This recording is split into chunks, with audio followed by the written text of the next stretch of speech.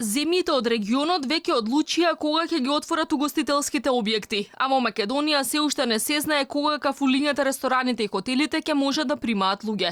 Групацијата за угостителство денеска одржа координативен состанок со член на Комисијата за заразни болести, која треба да го формулира крајниот предлог, но засега епилог нема. Барањата на угостителите се бројни, но ниту тие меѓу себе не може докрај да се согласат околу растојанието кое треба да се одржува меѓу масите, дали ќе работат само отворените тераси или цели објекти, а многумина немаат ниту доволно простор за да може да ги обслужат гостите, а од друга страна да немаат загуби. Принудени ќе бидат да побараат субвенции од државата. На голем дел од нив воопшто не им се исплати да продолжат со работа со премногу намален капацитет за гости.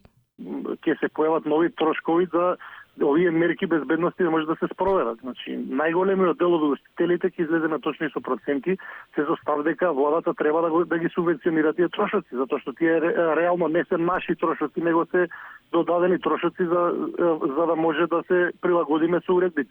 Аплицирањето за владина поддршка за исплата на плати почна вчера. За еден ден биле доставени 356 барања, информираат од УЈП. Инаку во понеделник во Србија повторно се отвораат кафулињата и рестораните. На гостите ќе им се мери температура. Локалите ќе треба да имаат заштитни маски, ракавици, средства за дезинфекција и паравани за масите. Лименките и шишињата ќе мора да се дезинфицираат, а столовите да бидат на растојание од 1,5 метар. Мерките вклучуваат и забрана за мобилни телефони и пауза за пушење цигари.